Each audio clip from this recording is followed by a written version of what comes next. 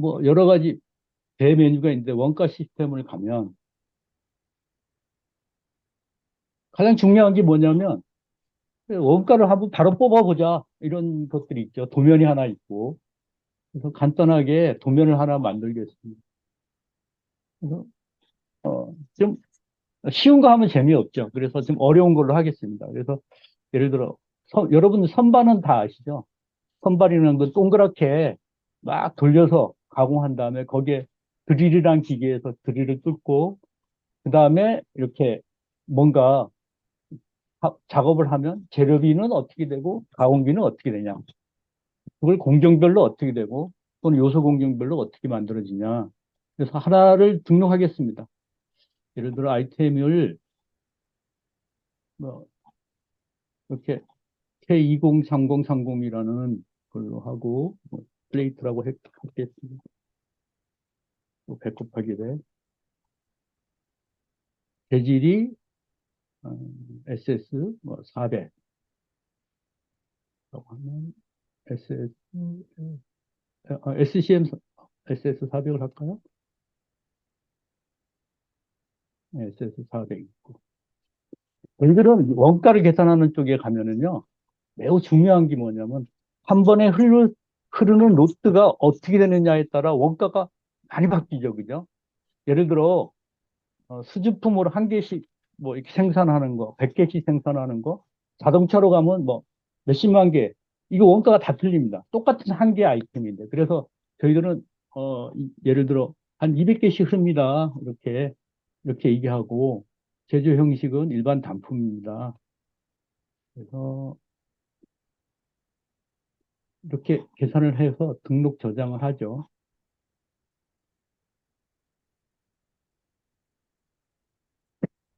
자, 여기에다가 맨 처음에 이제 뭐부터 해요? 재료비부터 가공하죠. 그죠? 그래서 예를 들어 플레이트다. 그러면 이 플레이트의 재료를 계산하는 방법이 이렇게 나와 있습니다. 보통 이제 이렇게 하죠. 그래서 절단은 뭘로 할래? 왜 절단이라는 게 필요할까? 이 절단하는 날이 날아가는 그 폭 있잖아요. 뭐 2mm, 3mm 이렇게. 그거 굉장히 중요합니다. 그래서 아까도 얘기 드렸지만 우리는 공학적으로 뭔가 계산해 보려고 하는데 지금 이 원재료가 플레이트인데 예를 들어 2.8T다. 이렇게 계산하고 레이저로 절단한 다음에 한 개의 제품의 크기는 뭐 300이고 여기서 300입니다. 이렇게 계산을 하죠. 그러면 이미 가격은 나와 있습니다. 이렇게. 한 개의 제품은 2.663kg이고 스크랩은 0.66이고 뭐 이렇게 계산을 하고요. 바로 계산하겠습니다.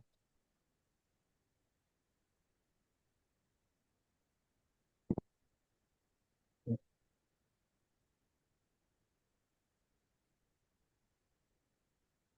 자, 이 계산된 거를 저장합니다. 그럼 재료비가 이미 등록된 겁니다. 그다음에 가공비 같으면은 가공 종류가 굉장히 많죠. 뭐 절단하는 공정, 뭐 아까 같이 기계로 가공하는 공정, 용접하는 거, 사치로 하는 거, 금형하고 도장하는 거 이런 등등이 많지만 오늘은 이제 그냥 일반 절단을 한번 해보겠습니다. 선사 그러면 선반에서 할 수 있는 여러 가지 작업들이 쭉 나와 있어요. 그래서 맨 처음에 기계부터 설정을 하라 그러면 예를 들어 420파이 기계를 재질이 어떤 강도를 갖고 있냐. 같은 재질이라도요. 열 처리를 하면 굉장히 강해요. 그 시간이 더 걸리죠. 이런 것들을 다 감안하는 겁니다. 그 다음에 등록 저장을 하고. 자, 선반은 이제 시작하는 겁니다. 준비 작업은 파이 300이기 때문에 계산하고, 등록 저장하면 그냥 준비하는 시간이 다 자동 계산합니다. 자동 계산하죠. 착탈하는 거. 착탈이라는 거는 뭐 팔레트에서 기계에다가 물리고 다 물렸으면 다시 내리고 이 시간이죠. 자, 선반 외경 깎기 이렇게 돼 있죠. 그래서 파이 300짜리가 가공여유가 지금 산 쪽으로 있고, 길이가 200mm고, 아주 보통적인 일반적인 가공을 한 다음에, 이건 정밀 공차가 있습니다. H7이라는, 예를 들어 정밀 공차가 있습니다. 그러면 계산을 하면 이렇게 4.71분 딱 나와요. 시간이. 그리고 이건 어떻게 만들어졌냐면 저싹 조건표에 의해서 이렇게 만들어졌습니다. 그 다음에 요거를 예측하기로는 지금 2143원입니다 하고 딱 나옵니다. 현재 가치로. 그런데 이걸 어떻게 만들어졌냐고 하면 이때 만들어졌던 여러 가지 재계수들 있죠. 재계수들에 대한 자료들을 쭉 끌고 와서 내가 2143호를 만들어라고 했던 이 자료들을 갖고 오는 겁니다. 실제 거의 이대로 이루어지죠. 이렇게. 이렇게 계산해서 계산한 다음에 등록 조정하면 이렇게 하나씩 들어갑니다. 뭐 예를 들어 이렇게 하나씩 다 등록하는 방법도 있죠. 그런데 이렇게 하면은 조금 시간이 걸리잖아요. 그래서 어떻게 해야 되냐면 이렇게 복합적이고 여러 가지를 모아서 복합적으로 할 수가 있습니다. 이렇게 구멍에다가 드릴 구멍을 뚫고 거기에 탭을 넣어서 나사를 만든다. 이거는 어떻게 해요? 그러면은 이거는 예를 들어 10mm짜리 나사를 치면 피치가 1.5라고 자동으로 계산해 오죠. 피치 1.5짜리를 내야 되는구나. 그리고 나사 길이가 예를 들어 10mm고 드릴 깊이는 12mm로 뚫고 그러면 8.5mm 드릴을 뚫어야 된다고 이렇게 계산을 합니다. 이렇게 여러 가지 공학적인 것들을 쭉 계산을 해서 어, 바로 넣으면은 지금 네 단계에 관계된 요소 공정들을 다 계산해서 이렇게 시간을 쭉 알게 됩니다. 맨 처음에 센터 드릴 넣고 선삭하고 드릴 작업하고 나사치고 뭐 면치 가공하는 것들을 이렇게 등록 저장합니다. 그렇게 하면 지금 아까 하나씩 하나씩 했던 것들이 동시에 이렇게 쭉 이루어지는 이런 경우가 있죠. 그래서 지금 방금 한 거가 얼마쯤 될까 하고 원가를 계산을 상세하게 하면 자, 로또를 200개씩 흐르기로 했죠. 자, 이걸로 한번 계산을 해보자. 그러면 쭉 계산을 해옵니다, 얘가. 계산을 해서 6,786원입니다 하고 얘가 딱 이 한 제품에 대한 원가를 딱 계산하고 있죠. 그래서 재료비는 3,386원이고 가공비는 3,448원입니다. 그런데 이거를 만들었던 거는 준비 시간, 뭐 착탈 시간, 외경절삭, 센터 드릴, 뭐 이런 것들이 복합이 돼서 모아서 3,448원이고 한 개 아이템은 6,786원입니다. 이렇게 만들 수 있죠. 자, 문제가 뭐냐면 샘플로 할 때는 200개인데 우리 자동차 메이커이기 때문에 10만 개씩 좀 계산을 해주세요. 그러면 20, 100, 죄송합니다. 20, 100, 10만. 자, 이렇게 로또 가변이 생기잖아요. 그럼 바로 얘가 다시 계산합니다. 10만 개씩 계산했더니 5,660원이 되는 이런 과정들이 생기죠. 재료비는 2,332원이고 가공비는 3,171원이 되는 아, 아, 이렇게 재료비와 가공비가 전반적으로 그 로트 수에 따라 가변을 시키는 로트 팩타이에서 가변을 하는 이런 방법들을 씁니다. 그래서 여기에 보면은 수없이 많은 복합 공정, 가공 공정, 뭐 밀링 보링 뭐 이런 것들은 밀링 보링에 가면 밀링 보링이 하는 여러 가지 일들을 다 이제 정의를 내리고 공식화하고 이런 것들을 만들어 나가죠. 혹시 보고 싶은 거 있으세요? 여러분? 어떤 공정이 보고 싶다. 우리 회사는 예를 들어 기아를 깎는 회사인데 거기는 뭐가 있냐? 호빙, 쉐이퍼, 템퍼링, 쉐이빙 등등등등 이렇게 쭉 있죠. 그 다음에 뭐 우리 회사는 호닝하는 회사예요. 그럼 호닝하는 회사 맞게 특수 가공이 있고 그다음에 우리 철판을 다루는 회사입니다. 그래서 철판을 다룬다든가 이런 쪽도 쭉 다 있고 그래서 조립만 하는 회사예요. 그러면 조립만 하는 여러 가지 이동하고 짚고 놓기 하고 이런 것들을 모답서로 만들어서 쭉 만들어 놓은 겁니다. 이렇게 하면 바로 되지만 그다음에 BOM도 다 구성할 수가 있습니다. 그래서 BOM 원가를 만들 수도 있고요. 어, 그러면 얘가 BOM을 구성하고 최적에 있는 여기 요소 공정부터 쫙 끌어올려서 한 개 BOM 단가를 막 만들어가는 이런 과정들을 거치게 됩니다. 그래서 여기 샘플로 제가 몇 가지를 이렇게 만들어 봤습니다. 그러면 얘는 레벨 3에 관계된 거고 이것들이 모여서 최종적으로 Q1에 탑에 있는 아셈블리의 가격이 어떻게 만들어졌다라는 것들을 쭉 만들어가는 과정들로 이렇게 돼 있습니다. 이것뿐만 아니라 어, 잠깐만요.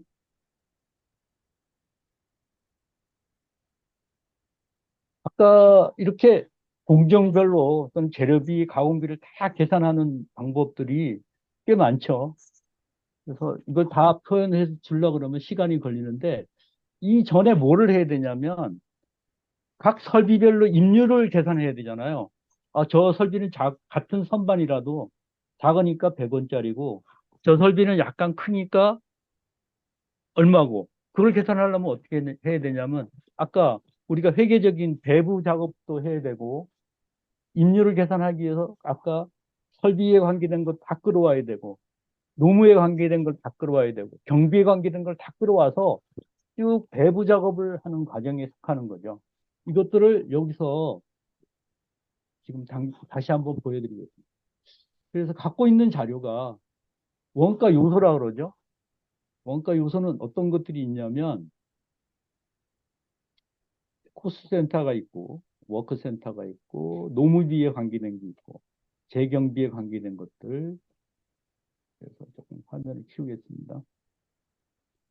그 다음에 설비비, 건물비 이런 것들을 다 끌고 와서 아까 두 가지의 종류로 만들죠. 전체는 네 가지입니다. 첫째는 인건 인건비 쪽으로 분당 인율로 계산하는 인건비, 그다음에 설비비, 판매 관리비와 일반 관리비 및 이렇게 이제 이익은 나중이고 이렇게 이런 것들을 자료를 만들죠. 그래서 노무비가 갖고 있는 것들이 어떤 거 있냐면 예를 들어서 사장님 빼고 공장장님 노무비 그러면 이 공장장은 기본급이 얼마고 근무 시간은 몇 시간 하고 그다음에 이 사람의 상여금, 뭐 퇴직 충당, 건강보험 이런 것들을 쭉 정리를 해 놓은 거죠. 그래서 이 사람은 연간 회사 입장에서는 7,200만 원, 7,200만 원이 들어가요, 돈이. 그리고 또 내려보겠습니다. 그다음에 이거를 배부를 할 때는 어떻게 하냐? 배부하는 로직이 여기 있어요. 그래서 우리가 스텝 같으면은 이제 무한 루핑을 돌면서 배부를 하죠. 얘는 이제 그냥 다단계로 그냥 배부합니다. 그래서 1차로 배부를 하고 어, 간접 비용을 직접 비용으로 배부를 하고 그 다음에 요거를 여기 보면 47%를 남겨서 요거는 직접 인원에 대해서 다시 한번 배부를 하겠다. 그래서 원가 배부하는 과정에서 보면 이제 원가 쏠림 현상이 나타나죠. 큰 기계는 큰 원가를 부담을 하게 되고 작은 기계는 작은 원가 부담을 하는 그런 쏠림 현상들을 막기 위해서 2차 배부를 다시 합니다. 그래서 이런 것들을 다 정리합니다. 예를 들어 접대비 같으면은 이거는 어떤 식으로 배부를 하고 또 접대비가 여러 개 있을 수 있죠. 어떤 부서가 고유적으로 쓰는 접대비가 있고 회사 차원의 큰 접대비가 있고 이거는 어떻게 배부를 하고 이런 것들을 다 정리를 하는 겁니다. 그 다음에 또 뭐가 있냐면 설비비 그려갖고 예를 들어 직접 설비 그려갖고 아까 선반 같은 거 여기 나와 있죠. 선반 같은 거는 가동률이 어떻게 되고 얘가 땅 면적이 얼마 쓰고 있으니까 땅값 그 땅 점유율에 대한 배분을 어떻게 하고 이런 소비 전력은 뭐 46kWh를 쓰는데 그 킬로와트하워당 얼마고 그다음에 수리비 어떻게 되고 소모 공급이 뭐 간접 재료비 보험료는 어떻게 되고 이런 것들을 다 잡아다가 배분을 쭉 하면 어떻게 배부가 된다라는 것들도 다 배부 룰에 의해서 배부를 하고, 그다음에 이건 직접 설비이기 때문에 별도로 2차 배부를 하지 않습니다 하고 여기 보면 이렇게 나와 있습니다. 뭐 이것만 있는 게 아니고 건물비도 사무실 같으면 사무실 건물비를 어떻게 배부할 거냐, 현장 기계 쪽까지 또 현장의 사람 쪽까지 어떻게 배부할 거냐, 이런 것들도 다 하고 나면 정의를 내리죠. 그 다음에 구성을 하고 이걸 모델 공장을 돌립니다. 그러면 제가 한 샘플 하나 만들었어요. 기가공하는 조그만 소형 회사. 그래서 이때 기업 이익은 10% 주고 재료 이익은 10%를 주겠다. 그 다음에 코스트 적용 비율은 뭐 이걸로 하겠다라고 계산을 하면 얘가 배부를 합니다, 지금. 뭐 조그만 회사니까 금방 끝나요. 자, 다 끝났습니다. 이때 나오는 자료는 어떤 거냐면, 어, 회사적인 큰 차원에서 보면 설비인율은 132원이고, 그러니까 어떤 회사 전체적으로 기계를 뭔가 작업을 하면 공통적으로, 공통이 아니고 평균적으로 설비인율은 132원, 노무인율은 338원입니다. 분당. 그리고 우리 회사는 16대의 기계를 갖고 있고 지금 방금 작업했던 금액에 대해서 직접에 간접에 관계된 것들, 이런 것들이 나오고, 여기 보면 판매 관리비와 일반 관리비가 4.16, 4.57%입니다. 그러니까 관리비는 약 8.6, 66, 뭐 이 정도 나온다는 거죠. 그러니까 뭐냐면 가끔 가다가 많은 회사들이 작은 회사로 가면 더합니다. 판매 관리비와 일반 관리비가 얼마입니까? 그러면 굉장히 머뭇거려요. 아무도 계산을 안 해줬기 때문에. 그냥 뭐 한 10% 됩니다. 또 높게 하면 뭐 20% 됩니다. 근데 그걸 그렇게 만드는 게 아니고 다 계산을 해야겠죠, 이렇게. 그리고 인율도 다 계산을 해야 되고. 우리 회사에 부가가치, 재료비를 재료는 각 외부에서 오잖아요. 근데 우리 회사가 부가가치적인 거는 12억 정도를 부가가치적인 거를 하고 내부적으로 작업한다는 거죠. 우리 회사의 총 매출, BEP점은 28억 정도를 해야지만 BEP점에 도달할 수 있습니다. 이걸 계산을 해준 거예요, 지금. 그러면 각 기계별로는 어떻게 되냐면, 기계별로는 예를 들어 선반 CNC 수평 중형 파이 550파이짜리를 하면 설비인율은 분당 153원을 받아야 되고 노무인율은 281원을 받아야 됩니다. 그리고 얘가 갖고 있는 BP점은 뭐 1억 9천을 해야 됩니다. 1년에 1억 9천을 해야 됩니다. 이게 딱 나오는 거죠, 이게. 그래서 이걸 계산을 해서 아까 그 원가 계산하는 쪽으로 보내는 거죠. 분당 각 설비를 내가 이제 지정을 했으니까 그 설비에서 뭐 15분을 일했다 그러면 15분만큼을 다 계산을 할 수 있게끔 분당 임료를 계산할 수 있게끔 나와 있습니다. 그래서 저희들 시스템이 크게 두 가지입니다. 하나는 연관 시스템, 그 모델 공장을 계산해서 임률과 비피점을 계산하는 쪽, 관리비를 계산하는 쪽, 이 계통이 하나가 있고, 하나는 예측되는 시간하고 또는 뭐 기계 중량, 스크랩 중량은 빼고 이런 것들 재료비와 가공비를 계산하는 공정별로 이 작업을 지금 쭉 만들어 놓은 게 꽤 많이 있는 거죠. 이런 모듈들이 이렇게 되어 있습니다. 혹시 더 보고 싶으신 분들 계세요? 그러면 넘어가겠습니다. 넘어가고 원가 시스템으로 다시 오면 아까 보여드렸듯이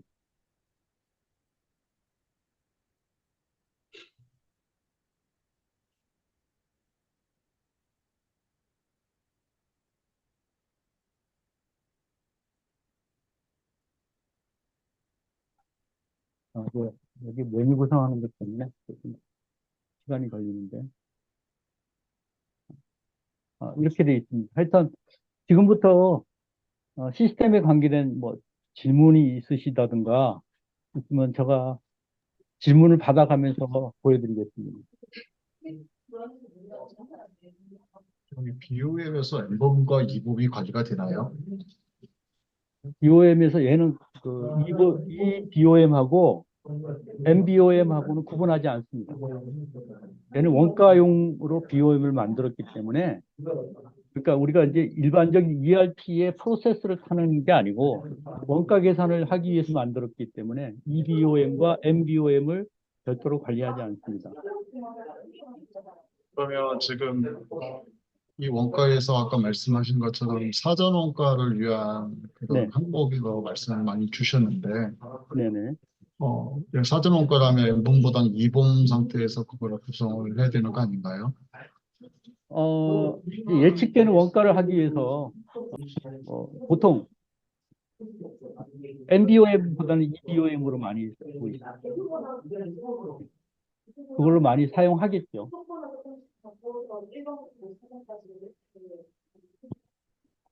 요즘 있잖아요. 이 사전 원가를 어디에 많이 쓰냐면, 이제 제가 여태까지 대기업에 많이 했거든요. 대기업은 설계 원가라는 걸로 이렇게 많이 바꿔 쓰고 있어요. 대기업은. 그래서 이제 뭐 사전 원가 이렇게 표현하지 않습니다. 대기업은 크게 두 가지로 쓰고 있는데, 설계를 하고 있으면 바로 설계 원가로 쓰는 경우가 있고, 또 외주 원가 있잖아요. 대기업에서 외주를 내보낼 때 이 예측되는 게 얘네들이 지금 맞냐 안 맞냐, 얘네들 견적이 들어올 때 우리는 미리 이거 100원입니다 라는 것을 아는 용도로 많이 써요. 그래서 사람마다 그 실력 레벨이 다 틀리죠. 어떤 분은 제조를 모르고 고용 상태에 있을 수도 있잖아요. 예, 그런 분들은 달고 다른 그 공장 사장님한테 많이 당하잖아요. 그러지는 않겠지만, 그렇지만 미리 이런 걸 계산해서 우리는 100원이라는 걸 예측이 되면 100원 범위 내에서 이제 외주를 주는 경우가 좋은데, 그걸 잘 모르면은 뭐 얼마가 될지 이제 많이 바뀔 수가 있으니까 설계 원가나 외주 원가용으로 이렇게 많이 쓰고 있습니다. 그다음에 중견기업이나 중소기업은 견적 원가로 쓰고 있어요. 그래서 내가 견적을 낼 때 견적 단가라고 그럽니다. 원가하고는 틀리죠. 단가가 얼마를 하는 게 좋을 건가를 단가 계산 용어로도 굉장히 많이 써요. 용도가. 그래서 어떤 회사는 우리 납품 단가 계산하는 걸로 좀 하고 싶은 회사가 있고, 어떤 회사는 외주 원가, 어떤 회사는 설계 원가. 이거는 이 사전 원가라는 용어에서 많이 파생된 얘기입니다. 그래서 뭐 저도 여러 회사를 해보면 다 그 회사 입장이 틀리고 개수들이 다 틀립니다. 또 질문 있으시면 또 제가 뭐 프로그램 보여드릴 거 있으면 보여드리고. 예. 시테크 시스템의 최종화입니다. 네네. 사전 원가와 ERP에서 나오는 사후 원가를 비교하는 방법에 대해서 좀 궁금합니다. 예. 사전 원가는 얘는 이제 현 시점, 이게 굉장히 중요한 건데, 현 시점의 원가가 얼마냐라는 것을 만들어서 어딘가가 비교하려고 그러면 두 가지가 어디 있은가 모여야 되잖아요. 그죠?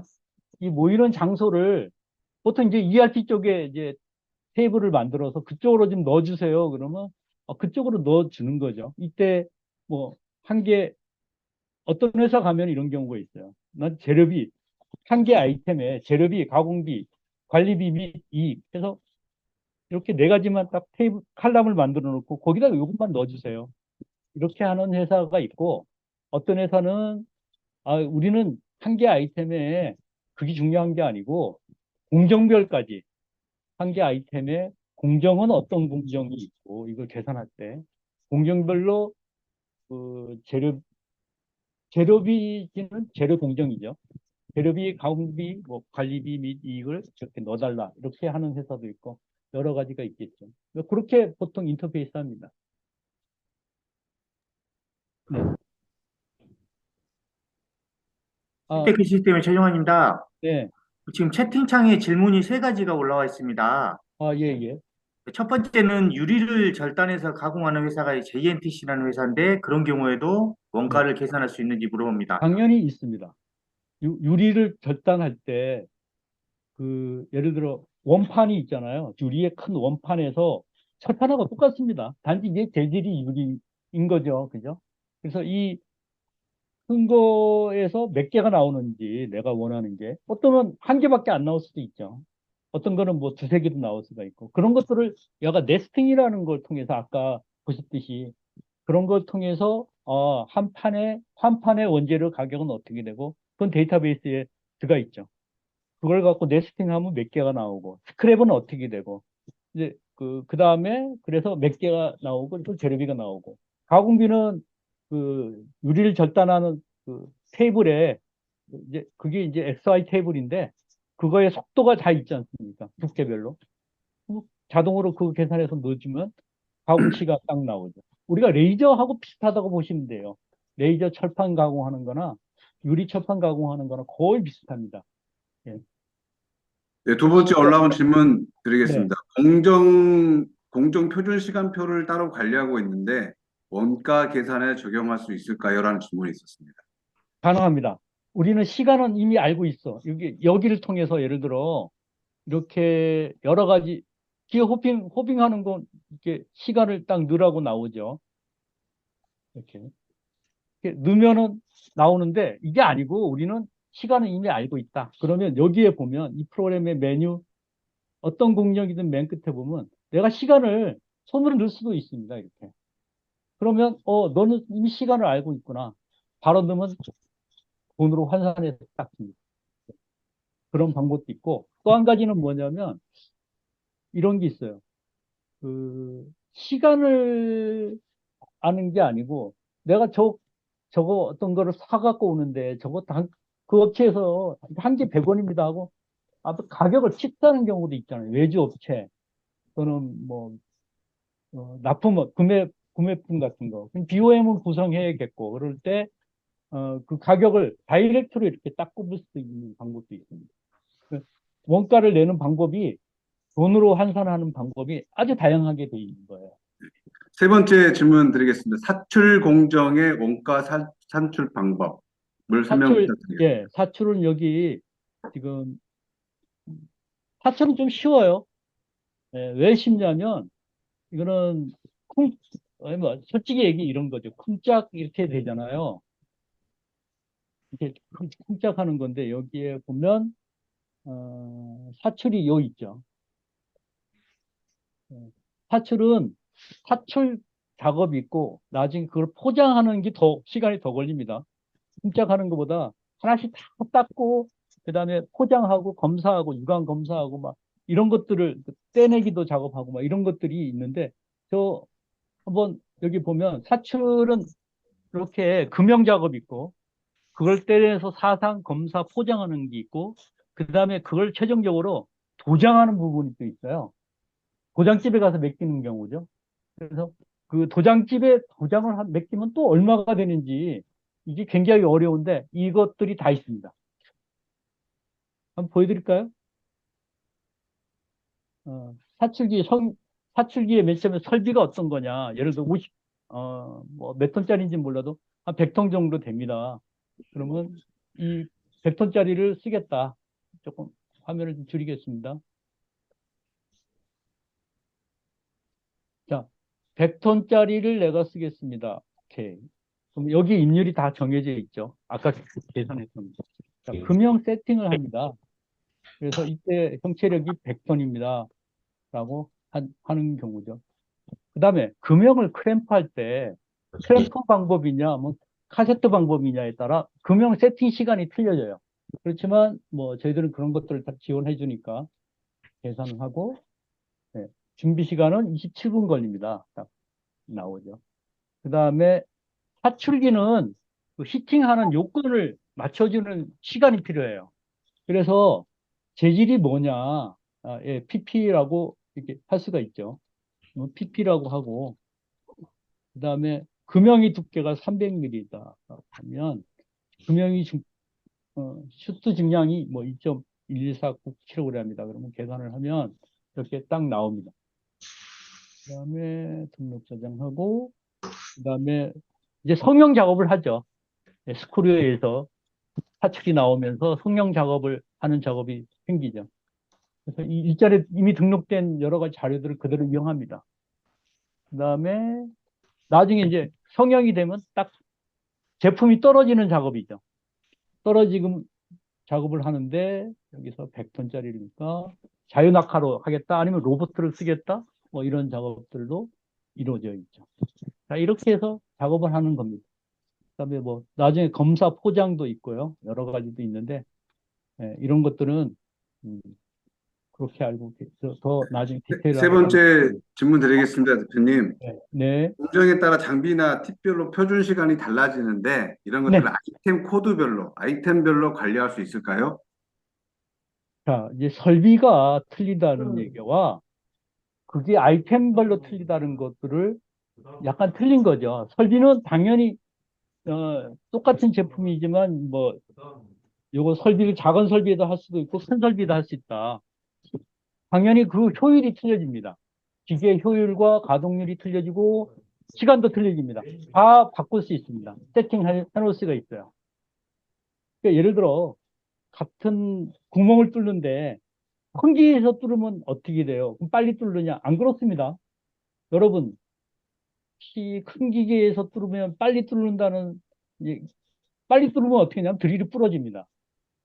너무 과한 게 아니고 우리가 일반적으로 절삭 조건 범위 내에서 항상 쓰는 겁니다. 작은 기계에서 작은 드릴로 갖고 힘을 확 주면 다 부러지는 현상이 생기죠. 그러면 나중에 드릴 날을 가는 그 시간이 또 소요가 되는 일들이 생기기 때문에 그거는 어떤 업종이냐에 따라서 그걸 조정을 가능합니다. 자, 그래서 여기 보면 이건 저희들이 지우고요. 기준 정보에 보면 아까 워크센터 설비죠.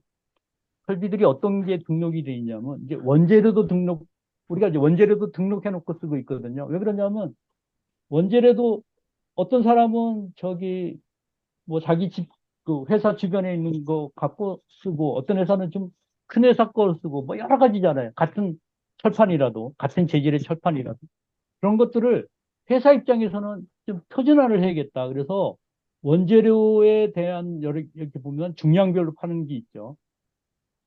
그러면 여기 보면 앵글이다. 앵글은 이 앵글은 이렇게 나와 있죠. 앵글은 하고 이제 이거는 킬로그램당 970원입니다. 이렇게 돼 있죠.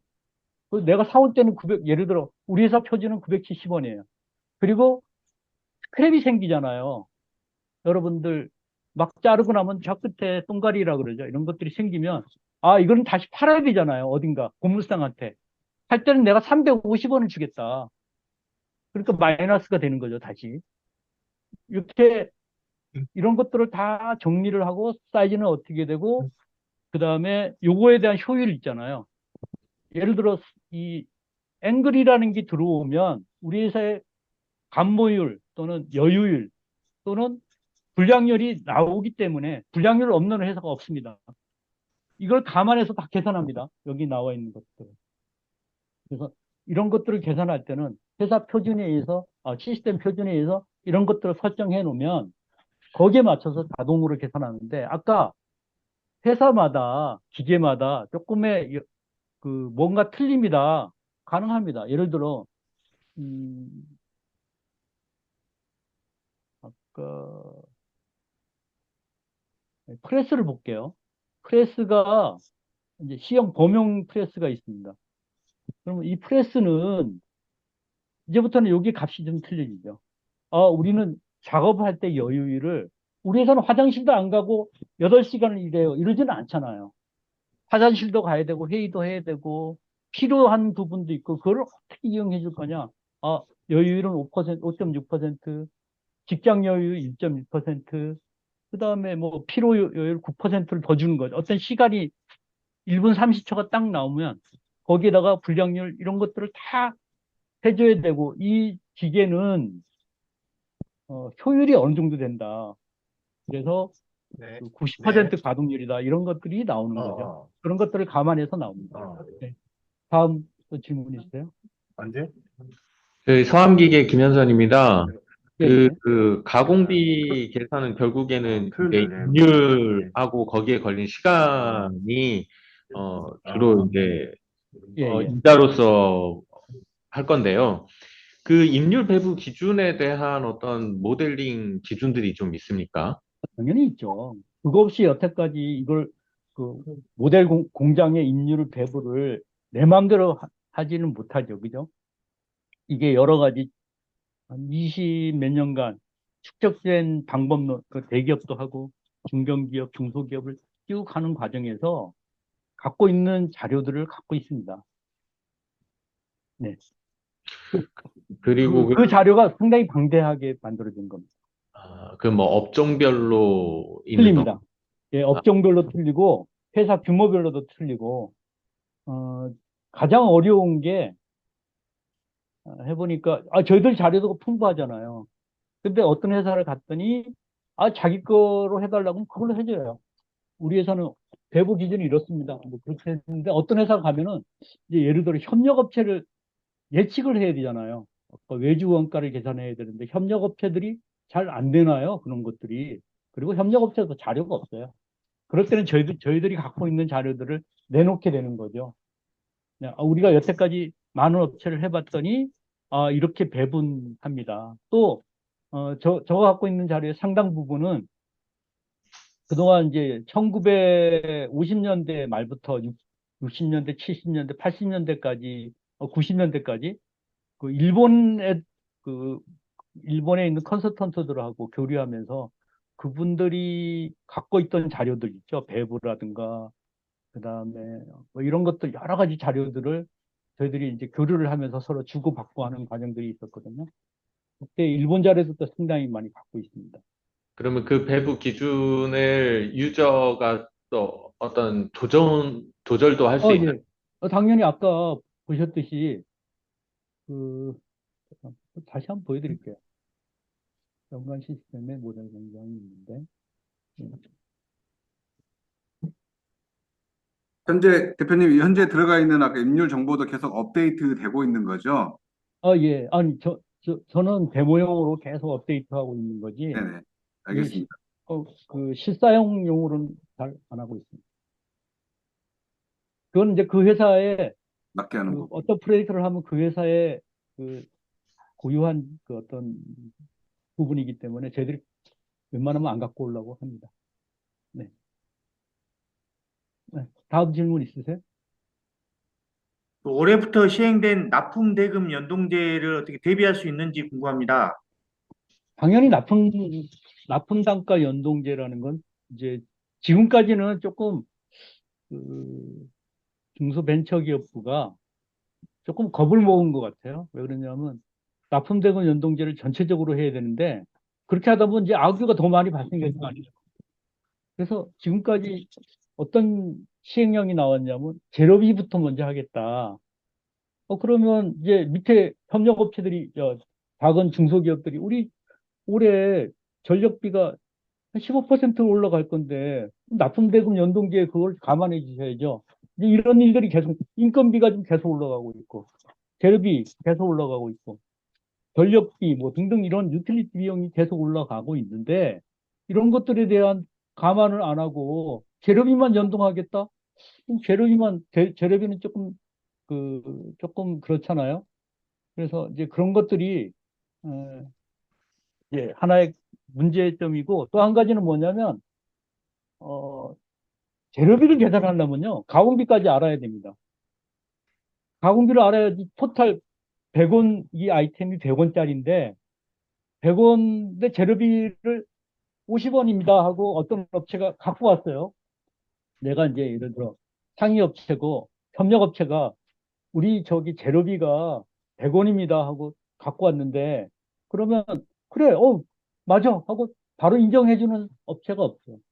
이때는 두 가지 차원을 다 고민해야겠죠. 너희들 100원인데 공정별로 원가를 좀 내줘. 그러면 내가 거기서 인정해줄 건 인정해주고 재료비, 가공비를 또 인정할 건 내가 가공비를 빼고 나면 관리비가 남고 관리비 빼고 나면 그래 재료비가 이렇게 되니까 나머지 금액에 대해서 내가 고심해 볼게 이렇게 되는데 모기업도 그런 자료가 없고요.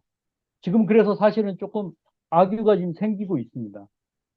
작년도 10월 4일부터 실행됐는데 이런 것들이 이제 뭐 정확하게 그냥 납품단가 연동제 이런 놓고는 실상은 재료비 연동제잖아요.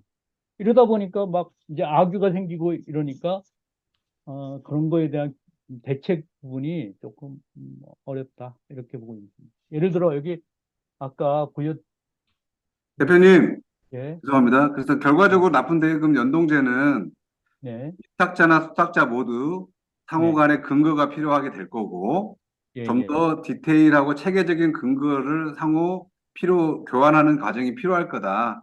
그 네, 대목에서 이 맞습니다. 코스트는 충분한 그 근거를 줄 수 있는 근거 자료의 양방향으로 다 줄 수 있는 근거 자료가 될 거다. 그렇죠. 이렇게 생각하시면 되는 거죠? 예, 합리적인 가격을 네, 도출하는 가장 툴이다 이렇게 네, 보십니다. 알겠습니다. 여기 다음 보면 질문으로 가십시오. 요거 원가 배부를 내가 조정할 수 있게끔 이렇게 지금 수정에 들어왔으니까 어차피 이렇게 자세한 나오죠. 부분들은요, 대표님, 뭐 예, 각사별로 또 해야 될 필요도 있으니까요. 예, 네. 질문을 더 받는 게 좋을 것 같습니다. 예, 다음 질문. 네, 질문 있으세요? 그 채팅창에 나와 있는 마지막 질문이요. 지금 네네. 제가 받아들였었을 때는 팁별 표준 시간이 달라진다라고 표현한 게 결국에는 그 가공 시간을 예측하는 부분에 대해서 네, 공구의 어떤 재질이나 이런 네, 것들에 대해서 분명히 가공 시간이 달라지는 걸 지금 말씀하신 것 같거든요. 예를 들면 예, 뭐 MC10탭짜리의 어떤 홀 가공을 할 때, 네, 일반 하이스 드릴로 했었을 때와 초경 예, 공구를 사용을 했었을 때의 어떤 가공 예, 시간의 차이가 분명히 있을 건데, 예, 예. 그런 부분이 어떤 적용이 될 수 있는 건가요? 보여드리겠습니다. 아예 눈으로 보는 게 좋죠. 이제 시간이 결정되는 게 여러 가지가 있죠. 첫째는 이 기계가 CNC냐 또는 범용이냐 또는 뭐 자동화 기계냐에 따라서 틀려지고 아까 공구에 따라 틀려지고요. 또 한 가지는 뭐냐면 잠깐만요. 먼저 보여드리고요. 자, 이 선삭에서 드릴 작업이 있는데 드릴이 지금 일반 젖삭의 선삭에서 하도 많아 드릴 가공력이 있죠. 자, 호경이냐 하이스냐 이렇게 돼 있잖아요. 그죠? 일반적으로는 하이스가 강하죠. 예를 들어 파이인데 깊이가 20mm 음, 들어가고 가공 깊이가 뭐 20, 단 깊이라 그래갖고 아주 깊이 가공하는 게 있죠. 아주 깊이 가공하면 공구가 떨리니까 뭐 예를 들어 300mm 단 깊이가 있다. 그러면 일반 하이스로 계산을 하면 0.5분이 걸리죠. 근데 이걸 초경으로 가공하면 어떤 일이 생기냐면 0.38분이 걸리는 거예요. 초경이 굉장히 빠르죠. 젖삭 조건이 좋고. 그러니까 이런 것들이 다 들어가 있는 겁니다. 그 다음에 아까 이 설비가 뭐 예를 들어 갖춘 설비예요. 갖춘 설비인데 조금 빨리 들어온 거는 효율이 좋아요. 그 기계 번호가 틀려지겠죠. 최근 거는 설비 효율이 좋아서 95% 가동률을 갖고 있는데 한 2년 전에 들어온 거는 뭔가 좀 이상해서 베어링도 나가고 그래서 저거는 80%의 효율을 갖고 있어. 그걸 아까 설비라는 거에 딱 집어넣으면 그거를 자동 계산합니다. 설비 효율에 따라 원가가 틀려지죠. 요 기계는 뭐 당연히 최신 기계는 가동률도 좋고 설비 효율도 좋다. 그런 것들 다 감안해서 계산합니다. 예. 다음 질문 있으세요?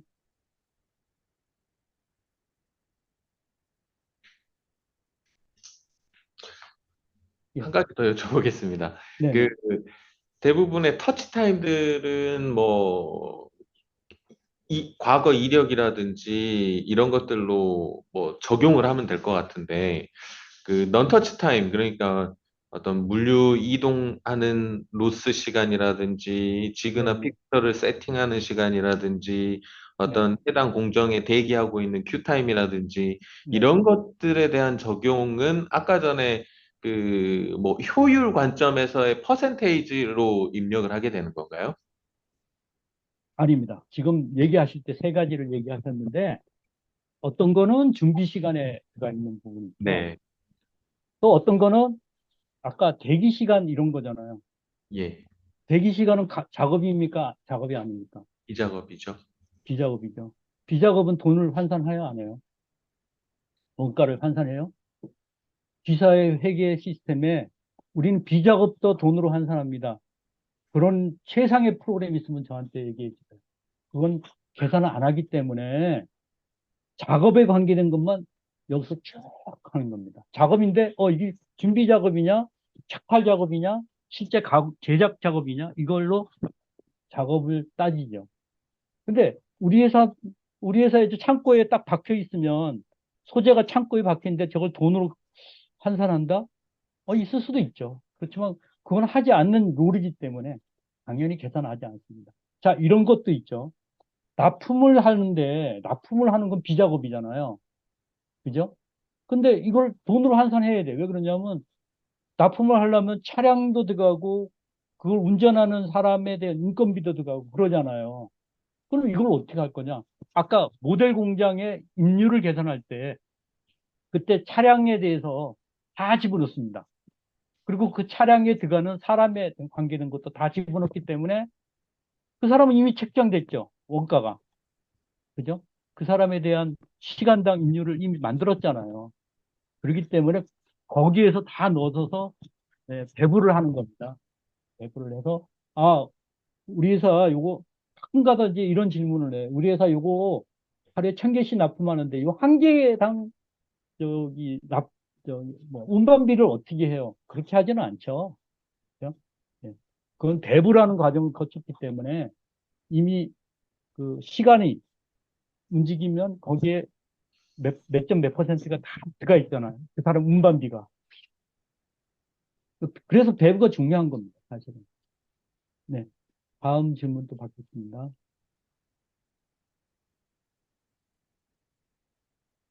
어, 이제 없으신가요?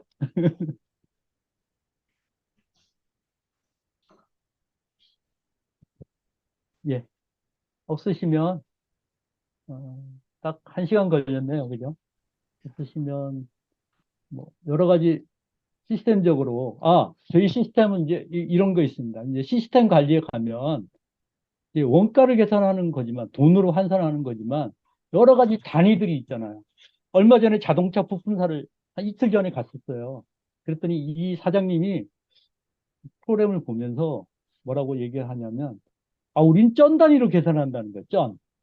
원 단위가 아니고 소수점 이하 두 자리 전으로 계산합니다. 이 프로그램 전체를 다 바꿔야 될 것 같다고 나한테 얘기를 해요. 그래서 절대 그렇지 않습니다. 한번 보시죠. 그래갖고 여기 시스템 세팅에 보면 여기 단위라는 게 있습니다. 단위는 예를 들어 원은 그 이렇게 99,999,999 이렇게 나오잖아요.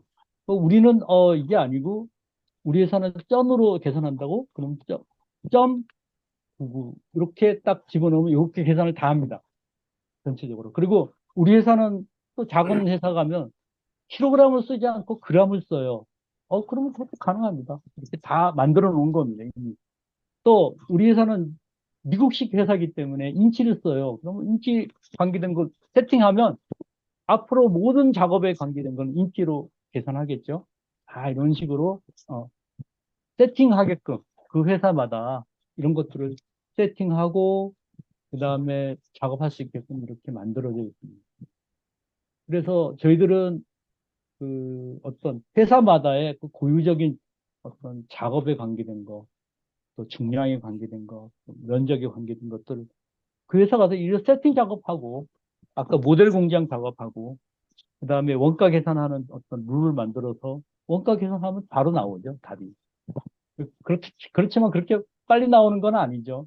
빨리 나오는 건 아니지만 그래서 다른 회사보다는 좀 이런 것들을 쉽게 할 수 있게끔 시스템적으로 만들어져 있다. 이렇게 보시면 됩니다. 네, 대표님 이제 마무리할 시간이어서, 네, 네, 저는 시스테크 시스템입니다. 예, 예. 저기 각 사별로 이슈가 다를 수도 있는데요. 네네. PNC 박 대표님을 통해서 공급 사항이나 개별 상세한 소개가 필요하거나 자기가 만든 제품 만들고 계신 아니면 필요한 공정, 뭐 외주가 됐든 자체 제작이 됐든 이런 것을 사례를 들면서 설명이 필요하실 경우에는 PNC 박 대표님한테 연락하시면 될 것 같습니다. 네, 맞습니다. 그리고 박 대표님 저기 그 오늘 세미나 마무리를 좀 일단 먼저 부탁을 드리겠습니다. 네, 먼저 이제 귀한 설명 감사드리고요. 혹시 이제 이 온라인 세미나 이후에 이제 좀 더 디테일하거나 어떤 특정 어떤 공정이라든지 이슈에 맞는 좀 더 심화된 설명이 필요하시면 연락을 주시면 더 상세하게 지원해 드리겠습니다. 자, 이것으로 그 1시간 정도 짧지만 온라인 세미나는 마치고요. 혹시 언제든지 이 세미나 이후에 연락 주시면 최선을 다해서 지원해 드리겠습니다. 네, 감사합니다. 네, 대표님도 감사합니다. 네, 감사합니다. 고맙습니다. 감사합니다. 수고하십시오. 네.